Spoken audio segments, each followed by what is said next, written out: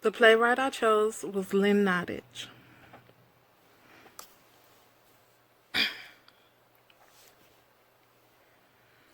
Female playwright Lynn Nottage was born in Brooklyn, New York in 1964.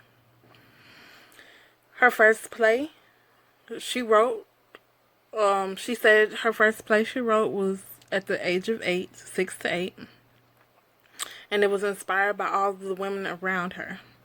She said that her and her brother growing up used to, um, her mother used to have parties all the time, and it was a great big melting pot of culture. And she said she would write plays for her and her brother, and they would perform them during, when the parents let the children downstairs, to come and talk to the parents. But she would perform for her auntie and uncles, and they loved it. She's been performing and writing plays since she was little. She attended the New York School of Music and Arts and she graduated in 1982. She attended college at Brown University for her bachelor's associates in 1986, and Yale School of Drama for her master in fine arts in 1989. She is a professor. You can call her a professor. She teaches lectures. She does playwright, of course, and she's also a screenwriter.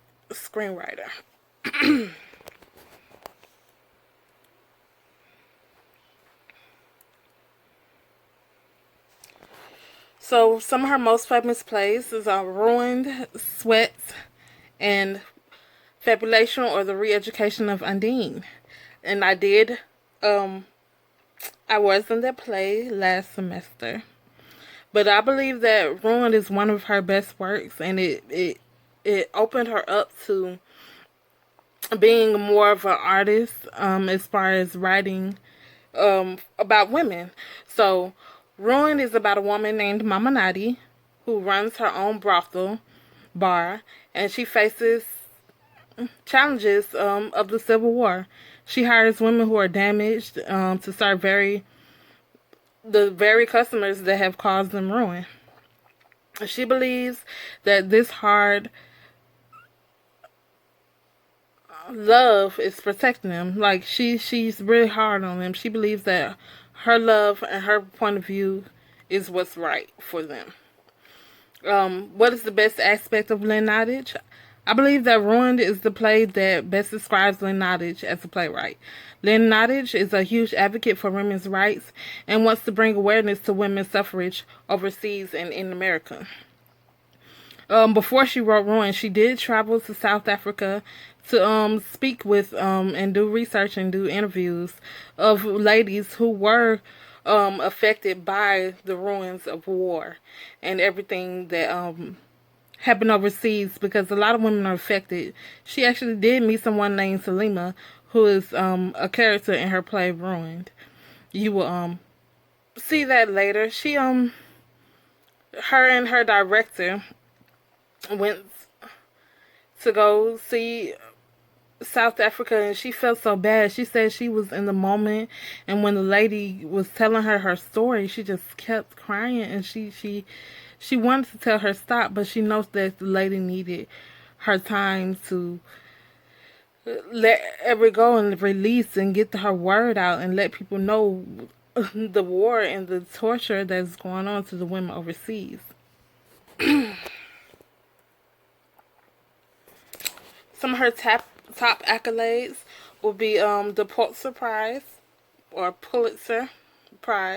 for Sweat in 2017, which was her first Broadway debut. For Ruin in 2009, which was for Best Drama. She was the first female playwright to ever receive award, a Pulitzer Prize for playwright. Especially being African American, that was something that many people dream of and many people should have been gotten. Honestly, the They should have been awarded the black people this, and she was so humble and she was so accepting. A few other awards for the same three plays would be the Obie Awards. She won Obie Award in 2017 for Best Playwright. Ruin 2009 for Best New American Play, and Fabulation and Re-Education of Undine. I need to redo that. Of Undine, she won that award as well.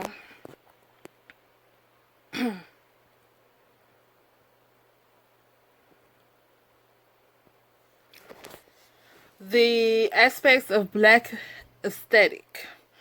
I believe the top three aspects of black aesthetic for Lynn Nottage would be the community and family as culture barriers, love as a revolutionary and transformative act, and body as nexus, which is connection.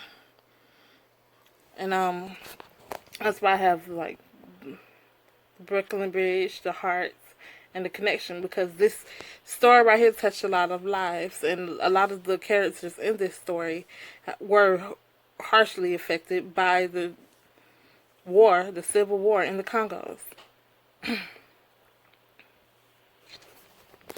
I say, so community and family as barrier cultures. As culture barriers, I'm sorry. So I say strength, resilience, overcoming survival, and rape. Now these women in this story, they showed tremendous strength after everything that they have been through. Because normally when people go through a rape or survival or anything like that, their minds are shattered. But still, they hold their heads held high, and they do their best that they can in order to survive. And they know that Mama Nadi is there for them to survive. They're resilient no matter what obstacles they face. They keep going, they keep pushing, they keep moving for the better. They still want the betterments of life. They still want to get outside of their comfort zone. They want to run. They want to get out of the war. They have survival instincts. And that's something that can't be taught. It's something that they had to have, because being in the business that they were, they had to know how to survive off of what they had, especially with them being damaged and some of them being ruined and raped. Next one. So, love as a revolutionary and transformative act.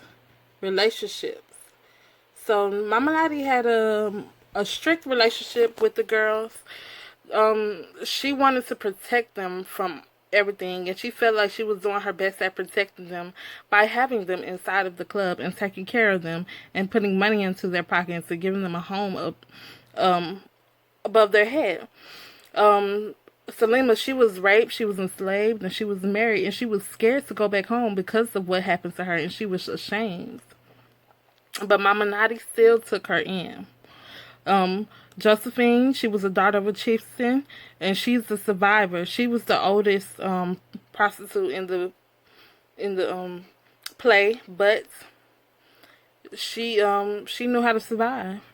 She knew how to get what she wanted if she needed it. Mama Nadi, she was most nice to Sophie, who is ruined. She is ruined, but she is smart and useful, and that is why she took her in, because she loved every aspect of each girl. She definitely could connect to Sophie because Sophie was ruined, and as we know, if you have read the story, Sophie and Mama Nadi, she was also ruined as well.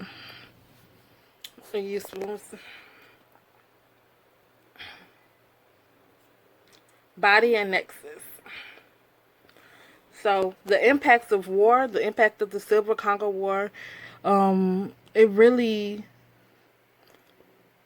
made them realize everything that's going on in the world. The physical attributes, they were tired, they were worn out, their bodies were mutilated, body brutalized. Their mental, they couldn't take the rape. All they could see was the faces. I know one female, she did die. because she was just so shameful of what she had been through. So this is ruined. And the impacts of war, it messed with their mind, their body, their spirits. And in this picture, you can see she's trying to rush and get the girl and save her. But these women, these men all around are still causing them havoc in a safe space, in a space that's supposed to be safe to them. And this is Lynn Nottage's ruin. This is why I feel like this is one of her best plays.